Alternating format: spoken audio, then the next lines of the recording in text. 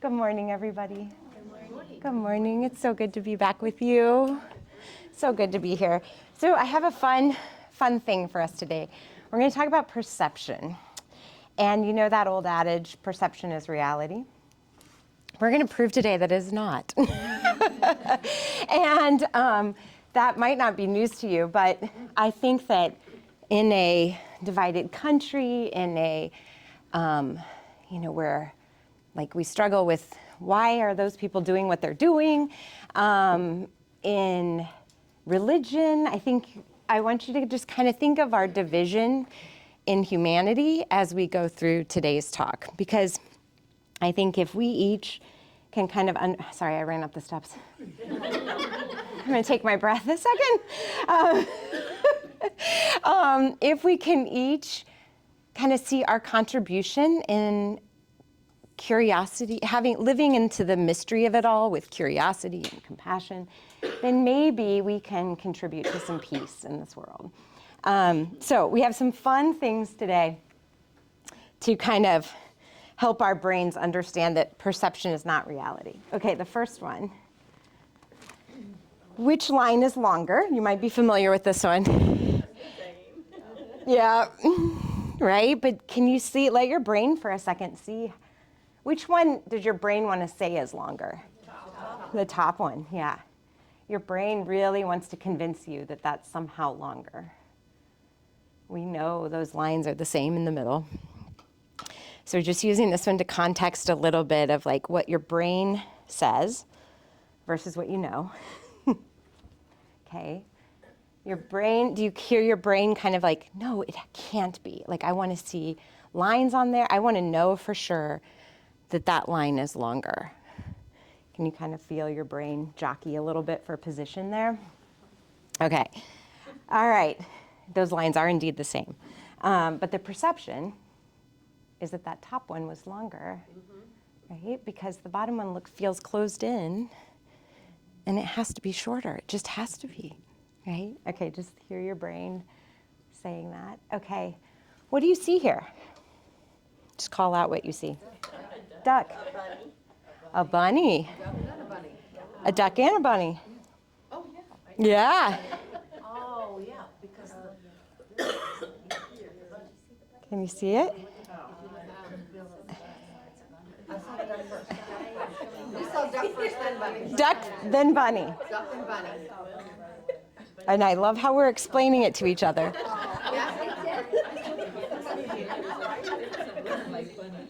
Okay. Okay. So then see how once it was suggested to you, you could see it. Yeah, once it was suggested to you, then you could see it. So this duck bunny one is a little bit of perception.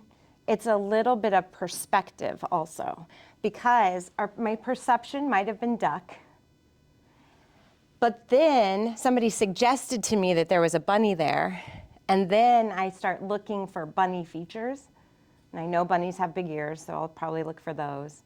And then eventually my brain can see the bunny.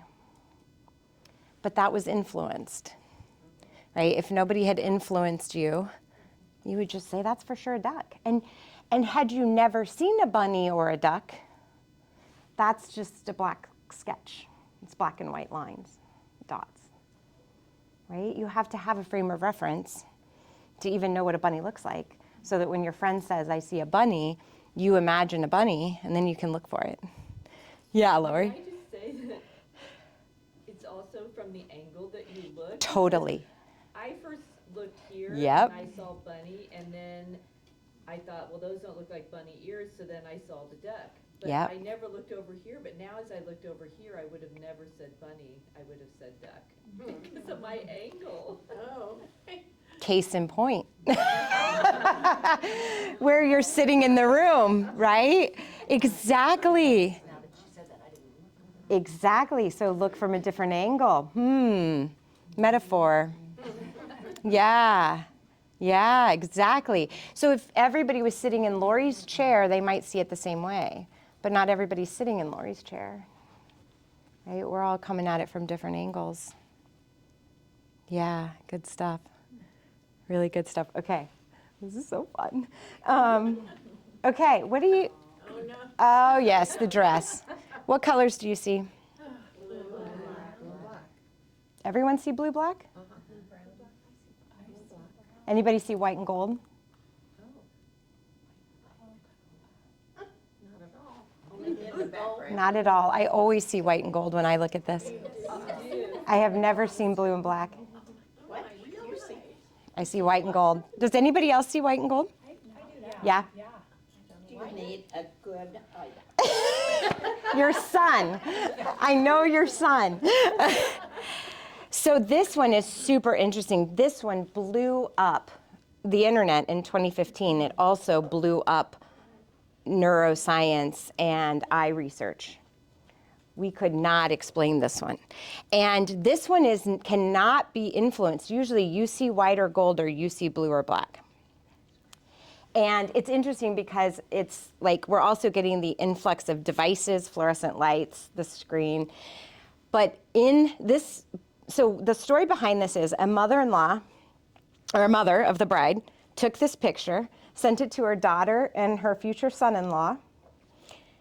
The daughter saw white and gold and panicked because mother was supposed to wear blue and black. And son-in-law said, no, it is blue and black. And they were debating it, so they sent it to more relatives, and they started this, they changed neuroscience research, actually, with this picture. Because what happened, so this was in 2015, and the cousins and everybody weighing in on it started posting it to get their social media feedback, and it took off. But what was interesting is the original people trying to explain it were using the theory of this, where once you tell me what it's supposed to be, I can see it, but that didn't hold up for the dress. People would go to their graves fighting. I will fight to say that's white and gold. So are the wide strips white Yep. and the narrower ones gold? Well, the truth is, it's a blue and black dress. Correct. The truth is, it's a blue and black dress. Dark blue, actually, not light blue. But my eyes, and like, so it's about, I brought all my research today because I wanted to get the facts for you. I think it's 57% to 40-some%. So it's interesting you all said blue and black. So the factors in this, well, first of all, isn't it funny how right you feel? Like Judy was like, you see white and gold, right? Because it's just hard to believe somebody else sees it so differently. But what they found, so the ophthalmologists, the neuroscience scientists started looking at this. They were, first, you could explain color differentiation based on the cones in our eyes. That's always how we have explained it. What they found in this, and they tested it over and over again, were patterns of how much time you spend in daylight, how much time you spend in artificial light, how much of your childhood you played outside versus inside.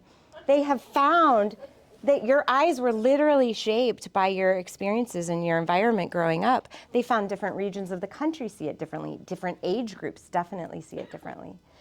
So it's fascinating to just understand this one, you seldom can you be influenced to see the other one. Like I cannot see blue and black in that. So where you spend most of your childhood inside or Outside. But it also depends on whether, like, you wear glasses now, but what the point of the research is, they cannot totally explain it. There are all these theories, but this one, since 2015, we have not landed on a solid reason that our eyes can't see this. So that mother of the bride led to a whole new field of research. Isn't that cool? Did she wear the dress? I know. Stephanie, we got to know. I don't know if I have that in my story. So Ginger, Yes. if you saw it in person, Yep. like the people that saw it in person, they still saw those No. differences, or it's because it's the It's the image. It's the photo. Yeah. You have a friend. Yes. You see white and gold. I see Yeah. the white and gold. Okay. Yep. Now. Yep. And There's no black. Totally. right. So see, that's what's phenomenal. Most of this group saw blue and black. But this one is like, you will go to your grave sure about this one, right? I know. I mean, what? All right, they actually are. They actually are right. I dug in the research. I was like, what is the actual color of the dress? And I did find it is blue and black. So what is it about the photo that you? Well, okay, so here's the interpretation and some of the neuroscience stuff is, so your brain, let's see, if you see blue and black, your brain noticed that this is a dark in the shadow photo. Did you guys are you even aware that you thought, oh, that's kind of a shadow on that person? No? Is there a body in that dress? Yes, there is a body in that dress. They cut off our head when it went viral. This poor woman went viral. So what's interesting is so I had to look, this is the original image, but you kind of have to dig through Google now. If you guys put in blue dress, blue and black versus white and gold, if you Google that, you'll find all this stuff on it. But I wanted the original picture, and now people have done experiments and color coded it so much that you will see the blue and black next to the white and gold. And so then your brain like doesn't know what to think. So to find the original picture is hard, but this was the original, and it is a little like shadowy, right? There's not sun reflecting on her dress. Can you guys, the blue black people, do you see that? There's no reflection. Yeah. So the gold people see a little bit of the gold shimmer. Yeah. It looks sunny on the right side. Yeah, and exactly. So our brains adjusted for that. And our brains knew there's sunny and there's shadow. Isn't it interesting? I know. It's fascinating. May I ask you? Yes. When they saw the dress in person, It's blue and black. you would see it? We would see it in blue and black. So is it something with the photo? Yes. It's the image, it's this shadow thing, it's our interpretation of the photo. Yes. Isn't that fascinating? So they in research, they call it the dress, capitals, like the dress is a project. It's a new type of perceptual phenomenon previously unknown to scientists. So what they've been able to see so far is the ocular structure of the eye, patterning and functioning of the rod and cone photoreceptor cells, and then light filtering properties internal to the eye. But they still can't nail why. So then they go to, it varies from one person to the next, can depend on your prior experiences and beliefs. So this exposure to sunlight thing, your belief of what white and gold is, your belief of what blue and black is, right? So imagine also, and have an appreciation for, we're taught colors. We're taught colors. So your early experiences of being taught blue and black are coming up here today. Right? My early experiences of what white and gold look like are coming up as I filter this picture. So maybe you saw a dull white, when you registered what white was. Who knows? But that's what they're trying to solve, and they can. So to me, this is such a lesson in embracing the mystery of it all, and that what I see isn't necessarily fact. What about, do you have siblings that you share that with? I did with my family last night, and we were 50-50. So there's 4 of us in our family, 2 solid black and white, 2 solid white and gold. Wow. I did this whole thing with them last night, and it was so funny because the looks on their faces. So I have 2 teenagers, they each saw it differently, and then 2 adults saw it differently. And the teenager's like, you're wrong, right? In teenager language, like, how can you not see this?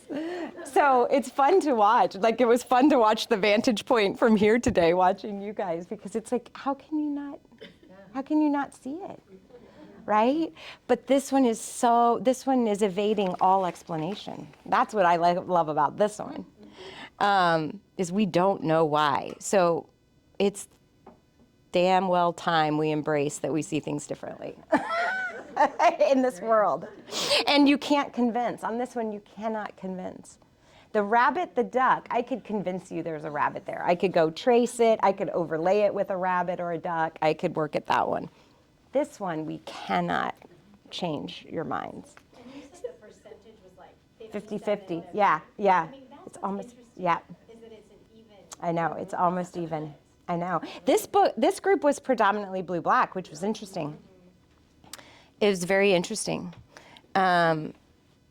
You can kind of go through the data. There's some scientific studies on it, and every time it lands about, there was one where it was very skewed, kind of like this group would be, like the majority saw it the same way, and they thought, okay, let's look at that, but then they ran it again, and it canceled it. So that's the fun of good research, is you keep testing, and it falls apart the more you test. So let's see. So the other thing is, like, with the blue group, you probably see the sky much more blue than the white gold group does. We probably see more of a white, light blue sky. You see more of a dark blue sky, which is so fascinating too. So, like, if you just think about how we live our lives, if what's a gloomy day to one might not be a gloomy day to the other. Look at that beautiful blue sky, and somebody else is like, yeah, it's great. No, that's why. When people aren't as passionate as you are about the blue sky and the beautiful day, it could be that we're just seeing it differently, and that's okay. But instead of getting frustrated with each other, or judging that they're wrong, what if we could just embrace, oh my gosh, my photo rods are different than yours? How beautiful is that? Right? Right. Okay, got some more. So fun. Okay. Let me see if this one works. This one has sound. We'll see.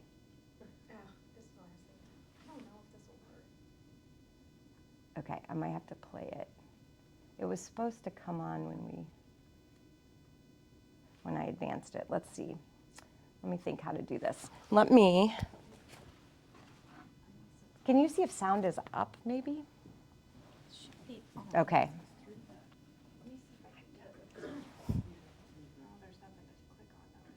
It should just play. Like, I set it to automatically play when I clicked on it, but I wasn't sure about the volume, but I can play it on my laptop.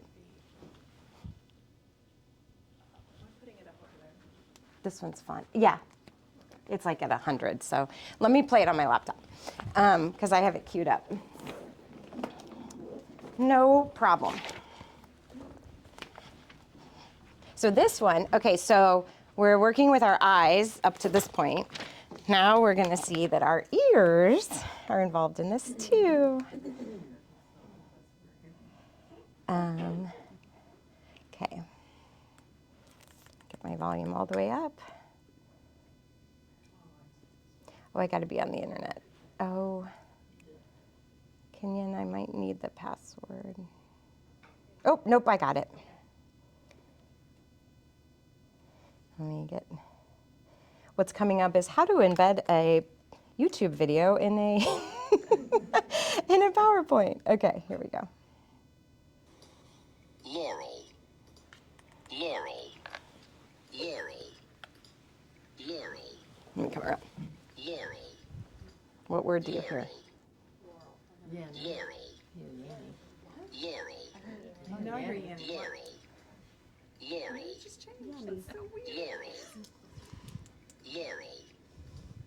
Laurel. Laurel. Laurel. Laurel. Laurel. Laurel. What'd you hear? This is so fun. If I wouldn't have seen that, Okay. could it excuse me? Yes. That's why I had it set to play immediately. So what did you hear though, Meg? Yanni. Okay, how many heard Yanni? How many heard Laurel? I hear Laurel every single time. You heard both, okay. When you were walking this way, I was like 100% Laurel, absolutely Laurel. Yeah, You could hear Yanni? Yanni, oh. Yep, Crossing in that direction. yep. I heard Carrie. Carrie, okay, exactly. No, this is awesome. Exactly. This is, yeah, Ann, what'd you hear? I heard hear me, Hear me? hear me. Hear me. Because, Hear me. yes, because I was Perfect. You hear it, I go, hear me. Hear me. I heard more of a yammy. I didn't hear yammy at all, I heard yammy. Okay, yes. And Carrie is a totally different vowel sound. But you heard it. Your reality is your reality. Yes.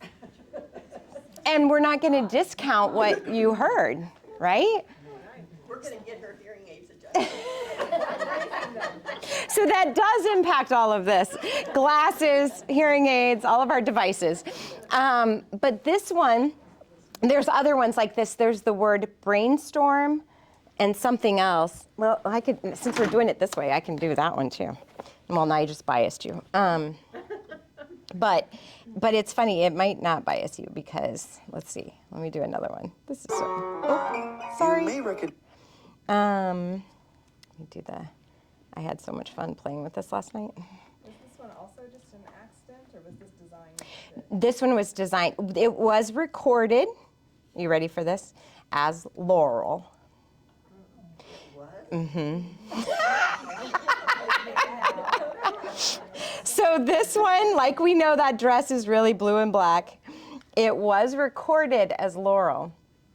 And if you look at the acoustic, like markers in the sound, they are actually the same.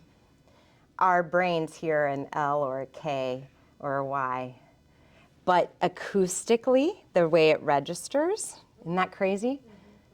So like we would have, in scientific evidence, we would say those two words sound exactly alike. But our brains hear it very differently. Oh, that's so cool. Okay, let me do the brainstorm. And let's see what, oh yeah, okay.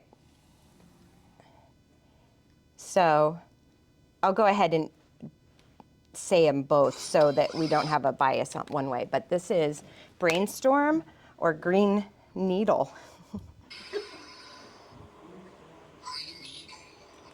This one's a little.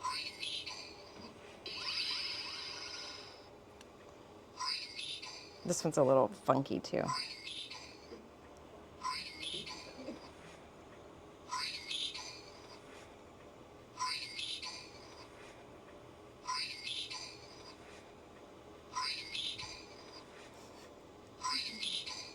I'm looking. So this one's obviously. Hang on. Okay, you could hear it? Yeah. Okay, what'd you hear on that one? Did you guys all hear it? When you were over there, I heard brainstorm and then I heard green.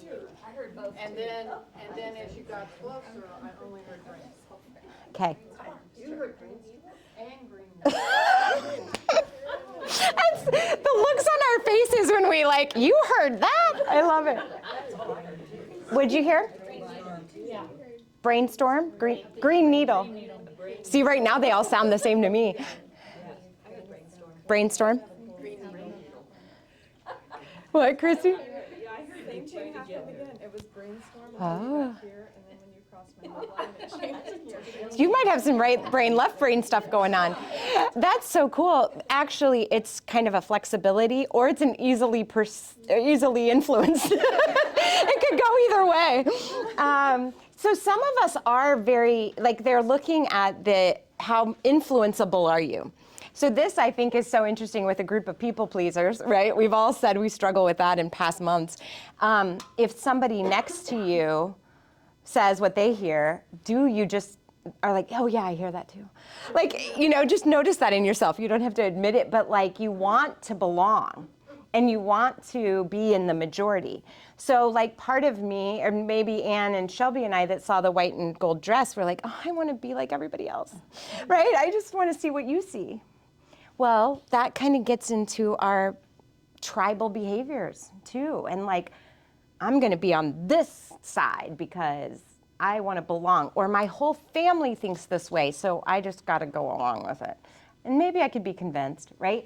Like this is bringing up so many cool things, I think, in psychology of how we behave and how we are influenced and how we cave in, or how once somebody points it out, I actually start hearing it the other way. And I don't even realize that I'm doing all of that people-pleasing stuff I just described. It's just happening. Or we have brains that are really good at receiving both. I mean, Christy's might be equally able to hear both. That's a really beautiful thing if you could see both sides, right? So I think these kinds of things are just really important to bring into our conversations. Which device? I know which one's yes. right. Okay, Laurel. So Laurel was the original recording here. Okay, but brainstorming Oh, Brainstorm, and green. that one is manipulated, so I don't think there's an actual. That was just electronic sounds. And then people said what it sounded like. So that one was not a dress or this Laurel Yanni. Laurel was the recording, and I forget, it was either like an audio book or a sound something, and people were saying they were hearing Yanni instead of Laurel, and that turned into this whole thing. So there's also studies going on this, like if you live a more negative life, you hear or see one versus the other. If you're a more positive person, you see or hear, and I'm not going to say which is which because you'll judge yourselves, but like, this is important to hear how even, and this is where we're headed with this, is perception. So that old saying, perception is reality, BS on that. Because there could be an argument that there is no reality, right? Like, what is reality? We could philosophize on that all day. What's happening in your body, the neuroscience of perception, is that you're taking in information through your senses. So this feels soft, this feels itchy, this feels whatever. You've got feeling, you've got hearing, which we worked with today, you've got sight, you've got smell. So your senses are receiving the information. Then your brain loops a lot to interpret it. And in that loop come your beliefs, so like how I see blue versus how you see blue. Your knowledge, somebody taught me the color blue, somebody taught me the color gold. If I had never been taught my colors, I would just maybe see a dress. And I wouldn't even be able to describe it in color. And then my experiences. So this goes to like what my eyes have experienced. Where I worked, where I lived, what other people around me have interpreted as things that I soaked up without even realizing it. Then we come to, I feel like I understand what it is. But this is understanding in your body is my ability to name that's blue and black or that's white and gold. That's the understanding. It's not like a compassionate understanding. So my senses take it in. My brain does a ton to interpret it based on beliefs, experiences, and knowledge. And then I say what I think it is. I understand what that is. That is a white and gold dress. And that's happening in a split micro nugget of a second. Right? We're doing it right now. We're seeing colors.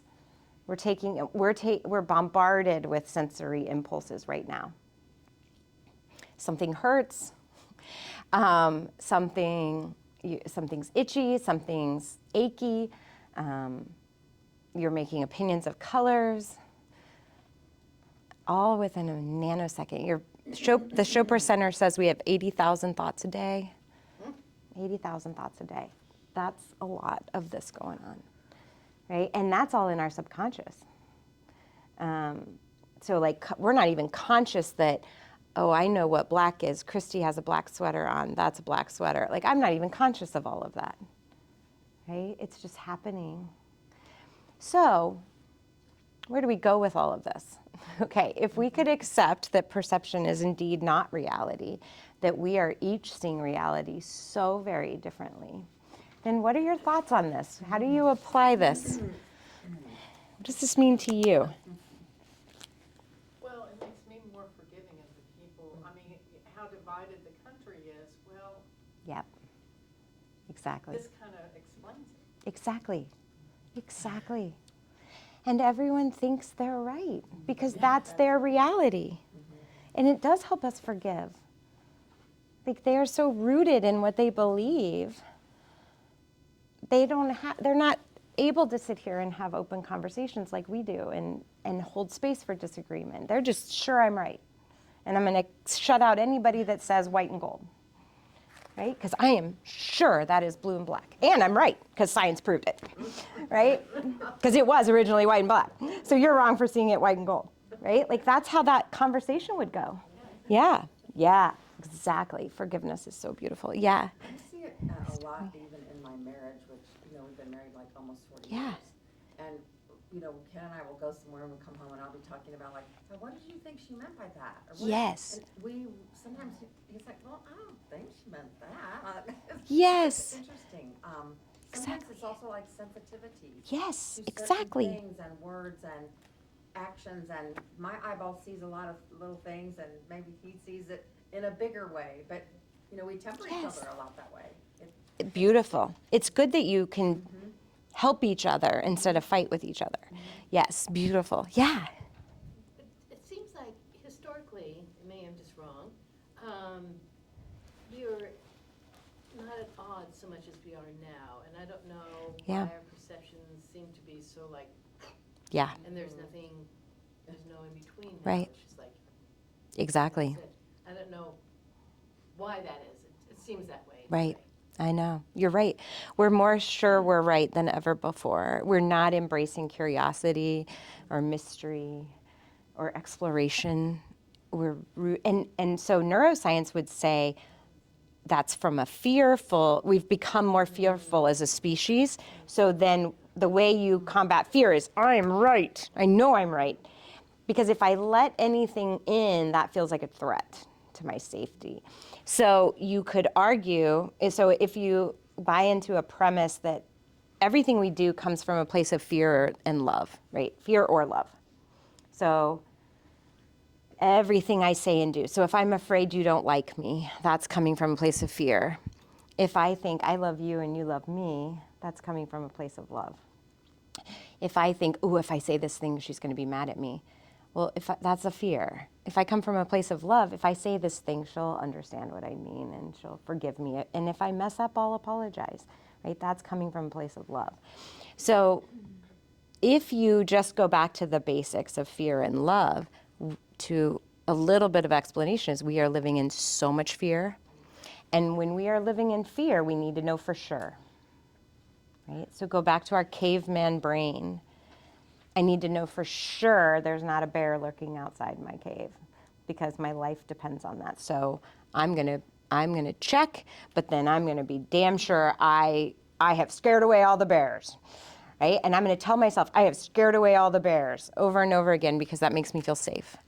And so then the more I live in fear, the more I have to convince myself I'm right, I'm safe. And I'm gonna stick with the people that agree with me because that feels safer. And they're going to banish me if I question anything, right? If I bring up anything, I'm going to get... So everything in our brain, when you're trying to understand why you do what you do, everything can go back to a caveman or woman, and because that's where our brain evolved from. And think about, I could not survive out there in the desert alone. I had to belong to that tribe. Right? At that time, if I made my tribe mad, I'm out. So belonging became a primal need to belong. That's why we see all the teenage drama. That's why we see all the hurt feelings when they didn't invite me to something. That's why we see all the pain that's why we see all the jealousy in our marriages and relationships. Are you talking to somebody else? I mean, right? I have to belong to you. All of it can go back to, I think, the bottom line of, I have to know I belong to something. So then what do we see? Political party. I belong there, and I will believe everything they say. Church, religions. And you can see this extremist view because I can't not belong to this. Yeah. I think also it's interesting how technology has influenced that as well, because it's not even a conscious decision at some point that you're seeking out things that validate your standpoint. Exactly. Algorithms are there that keep feeding it to you, and you don't see a neutral point of That's view. right. You don't see the other side, because they're like, oh, this person likes this point of view. Yep. Feed more of that to them. Exactly, Christy. There's a tool, I don't know if it's still out there. When I was in seminary, so it's been like 8 years ago, there was a tool called Flip My Feed.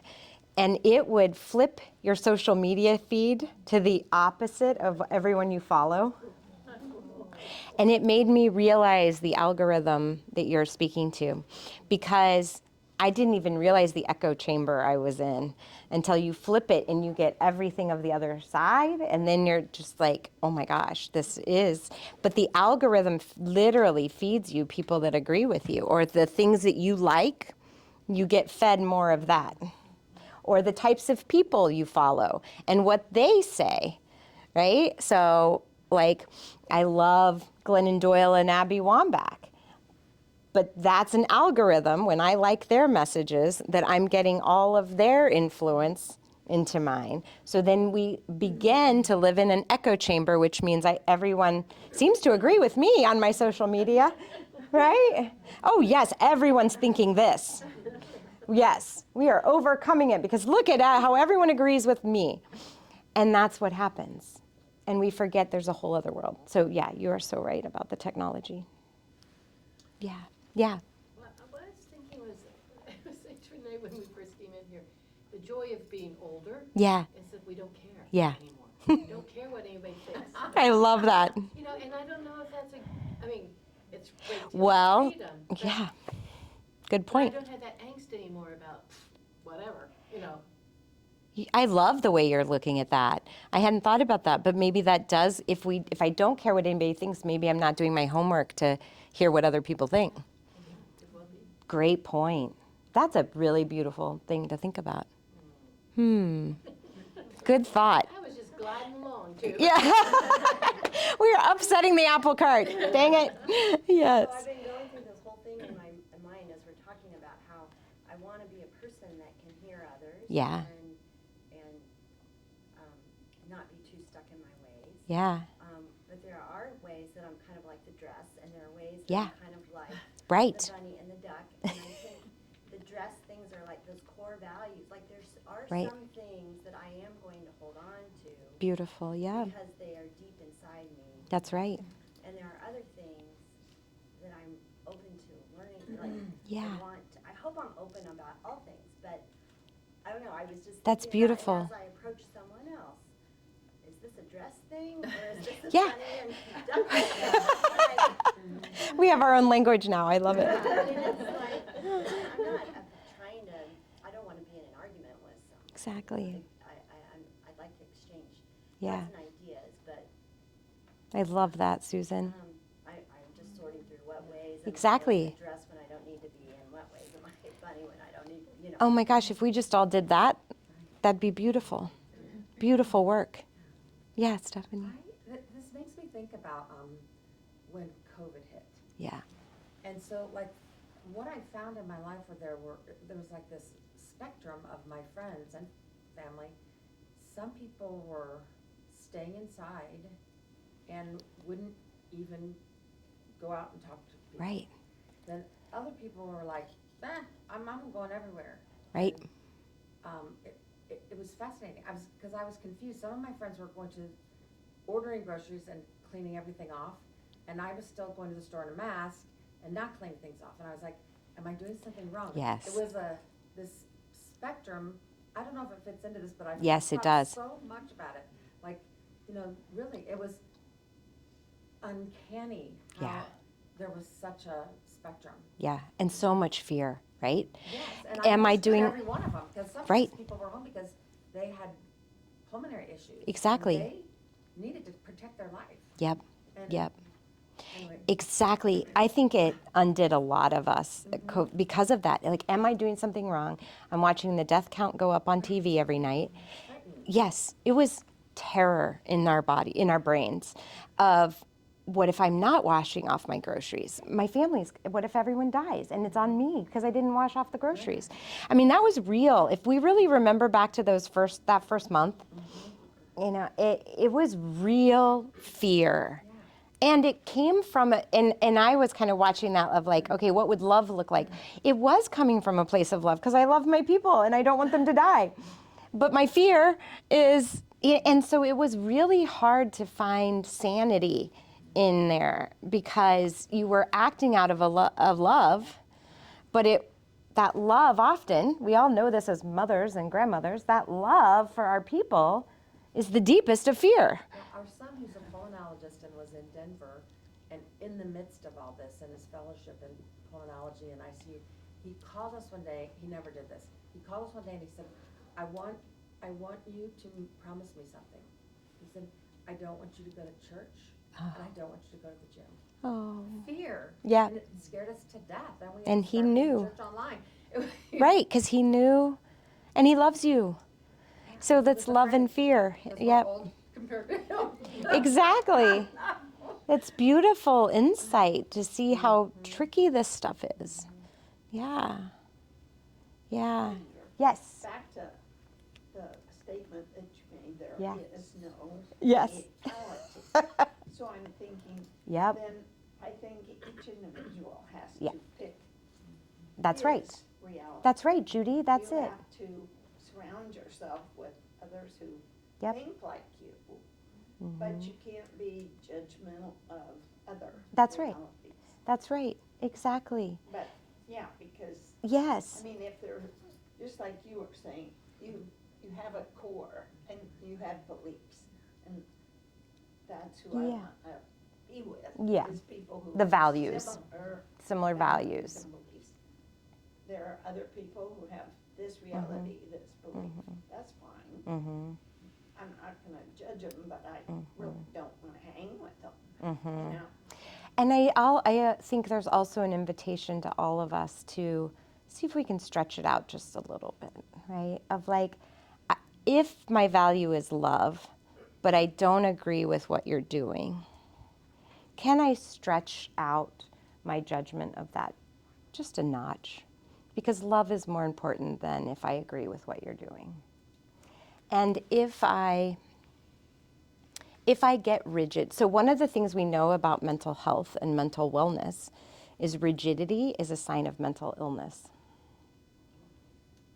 Fluidity is a sign of mental health. Yeah. So anytime I see myself getting really rigid about something, I kind of know, ooh, this isn't the healthiest your brain has been. So rigidity and fluidity are mental health terms of like, can I adjust to things? That's where resilience comes from, right? Like, so let me think of an example. Okay, so like when my son was little, he's a very anxious being. So he had a ton of rigidity of like, Mom, you said we were leaving at 12. It is 12:03, right? And I'm like, but we can make adjustments a little bit. Like, we can, it's gonna be okay. It's gonna be okay. So that anxiety caused a rigidity of like, you said this, but I see you doing that and that's wrong, okay? That's what rigidity looks like in its simplest form. So what we would want to do with a child, and I knew this, so I was consciously working on it, is trying to stretch fluidity just a little bit. Like, what scares you about leaving at 12:03? But it was supposed to be 12. Right, but things happen, and we make adjustments, and it's okay. Right? And that's moving him towards more mental health where he could roll with things. He could adjust. He could learn that it's going to be okay. It doesn't have to be exactly the way I wanted it to be. And so that is something we all have to work on. And this is the fine line between values and rigidity, right? And I see this a lot in religion. It's creating wars as we speak. It's genocide as we speak because I can't consider human life because I'm so rigid in my beliefs, in my generational trauma of beliefs. Okay, that's when we know we're in trouble. But when we're there, we don't have the self-awareness to know we're in trouble is the problem. That's mental illness. So part of it is, okay, I love you. What you're doing feels wrong to my brain. What do I need to look at there, right? And that's each of our work. That's each of our work. That doesn't mean free pass that I then agree with everything I used to disagree with. That means within my own heart and brain, I can just stretch it a little bit to say my love for you is more important than my rigidity. And that's what we all have to be doing all the time, all the time.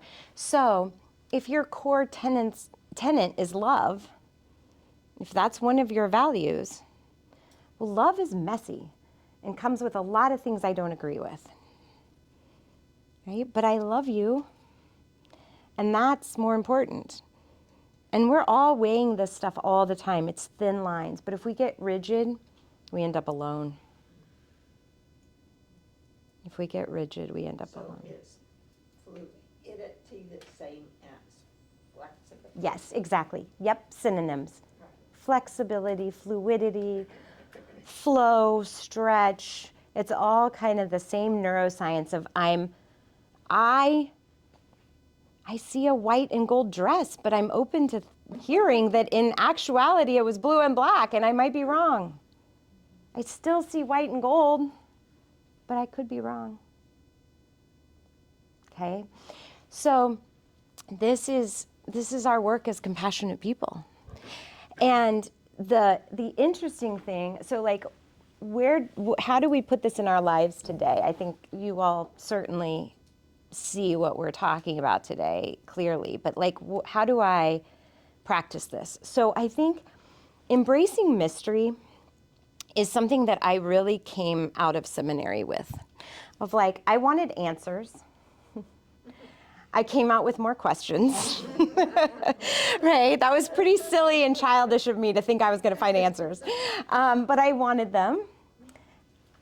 I will say I graduated seminary embracing the mystery more than I ever have in my life. It's like, it's okay to not have the answers, Ginger. None of us do. And none of us know. And I can look up lots of different views on things, but there's always going to be a mystery. There's a mystery in this room that science can't prove as to why we see blue and black or white or gold, why we hear Yanni or Laurel. That's a mystery.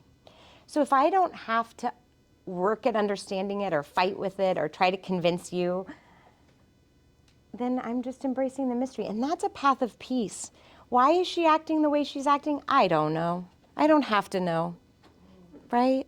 Why are they not calling me? I don't know. It's a mystery. Why are they making that choice? I don't know.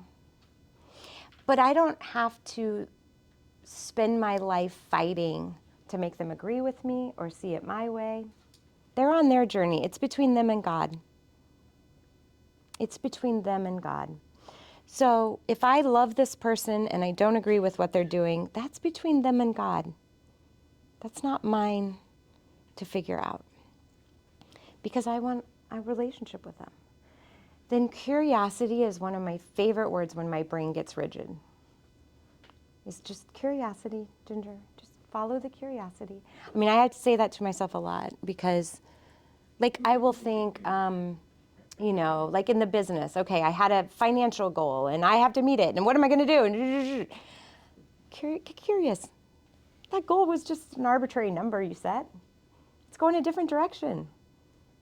Follow it. It's kind of fun, right? I could get really rigid about expenses and revenues, or I could say, hey, this is kind of a fun new adventure I didn't think about. I'm not going to make my goal, but that was a silly goal anyway. That was just on paper, right? That's the curiosity, and I have to do that work with myself all the time. Wonder why I'm thinking about that right now. Wonder why she said that. And it's not she's wrong, I'm right. It's more just like, that's interesting. That's interesting. So find a word like that, whether it's curiosity, that's interesting. What else can you think of to kind of bring your brain back to curiosity or mystery? What else comes to mind for you? I want it to be your words. Like, oh, that happened. right? I'm not labeling it right or wrong. That happened. What else could you think of? That's something I hadn't considered. That's something I hadn't considered. Beautiful. Beautiful. That's one way to look at it. Beautiful. Usually when we say that, we're being sarcastic. Yeah. That's one way to look at it. Yeah, tone matters there. You're right, Susan. Tone matters there. I love it. I love it. Oh. Let it be. Let it be. Oh, yes, let it be. Let it be. I have one reflection, being one of the older people in the room, I can remember, and maybe I still do this to some extent, but when I was younger, trying to convince people to think the way I thought. Yes. Or to be, and as I get older, it's just Exactly. like, Yeah, be whoever you want to be. I mean, exactly. I like you the way I you like are. you. That's Yeah. right. Beautiful. And that's what you were saying too, right? Yes. That's the positive side of that, right? Yeah. Yes, yeah. Exactly. I'm going to let you be on your journey. There's a lot of peace with that. Exactly. So that's the point, Joe, that I love. If you really want peace, you do that. It just doesn't matter. Right. The non-peaceful, yes, the non-peaceful path is the fight and the upset and the angst and the I want to change it. I want to change it. I want to control them.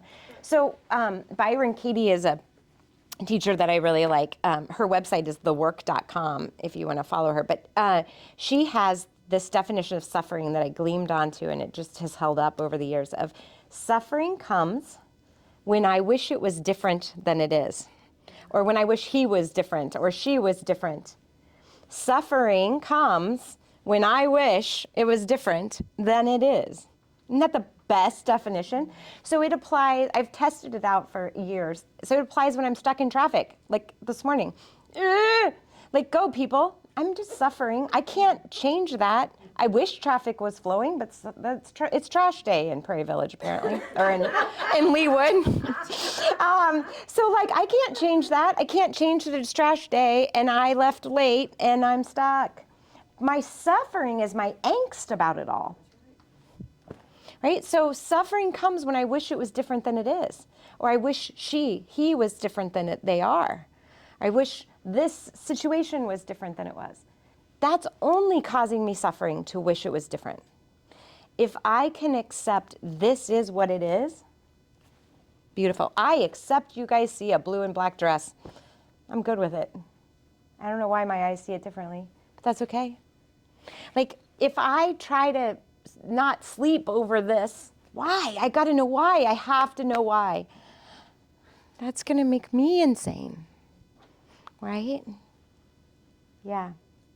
Yeah. So a little bit around that is just the definition of insanity. Exactly, too. Shelby. Like, we're doing the same thing over and over, expecting a different result. And Exactly. yeah, that's insanity. And Perfect. So I feel like as I age, I get better at, recognizing or acknowledging, like, Shelby, you're doing insanity. And Yes, and so it's exactly. like, Here you go again, spinning. let it Exactly. be, stay in your lane, you do you. Perfect. I love all Be those. curious, be Love all lots of those things to phrases. go with that, but yeah, that Yeah. has helped me many times. But it's like, whoa, what am I doing? Right. I'm doing insanity, Our brain just wants to figure it all out. Yeah. And we have to bring our brain. Remember, our brain my brain says to me, Ginger, just stay away from red berries because some of them will kill you. So don't ever touch a red berry. That's my brain's job. My heart's job is to say, but raspberries are lovely. And so are strawberries, right? And I can have those. It's okay, brain. But our brain will always want these extremes, this linear thinking, and so what I see in the people that have the vitriol in our world is that they're living in their brains and not their hearts. Because I can see that when I'm living in my brain and not my heart. My brain will always make it extreme because its job is to keep me safe. But my heart will say, oh, there's some nuance here. There's raspberries and strawberries, and it's going to be okay. And you're right, brain. There are some dangerous ones. I got this. I've got this. It's okay. And that's brain, I call it brain management, of just learning how to work with the system you have, and then learning that love is in the nuance, not in the thinking. Love is in the heart, not the brain. And that's where we have to kind of connect to. But when I was discovering all this work, I lived in my head. I was going to intellectualize my way to God. I'm going to study it. I'm going to know all the things. I'm going to, right? And then you can't do that, duh. I mean, you all know that you can't do that. I had my blinders on. And then I had to just be like, yeah, there you are. You're not in a book. You're not in a sermon. You're not in a Bible study. There you are. Oh yeah, you were there all along. I just lost my way. Yeah, that's love. That's what we're here to do. So take these conversations. I'll post the slides, or Kenyon will, in the video. I mean, do this with your family. It's fun. It was fun last night. It led to a really cool discussion, of like, trick-or-treaters are coming, and I'm like, we're having philosophy night if you want to come on in. Like, what do you see, red or blue? Or green, white or blue? You get more candy. Yeah. If you say the right answer, you get more candy. If you agree with me. Yeah. So I hope this plants some seeds. What are you leaving with today? Oh, good. The last part of what you talked about, I just kept hearing like Fred Rogers, I like Yes. you just the way you are. Oh. It's like letting go of all the Perfect. brain, and then you hear Oh. that statement, and it's just pure. I like you just the way you are. Oh my gosh, Meg, I I just love. think he's just a beacon of kindness and compassion. I love you just the way you are. Whether you see the rabbit or the Oh. duck or the. I love you just the way you are. Right. Oh my gosh, that was a perfect Meg. I love you just the way you are. Yeah, what else is on your minds before we go?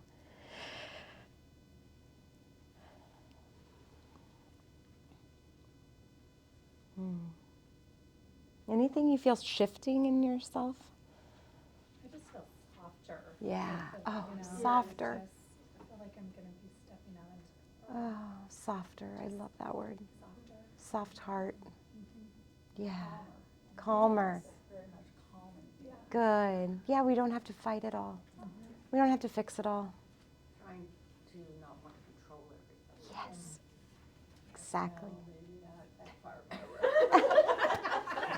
Beautiful, Barbara. Stick with it. Julie's going to sleep on it. Exactly. I don't have to control it all. It's all happening whether I fight with it or not, right?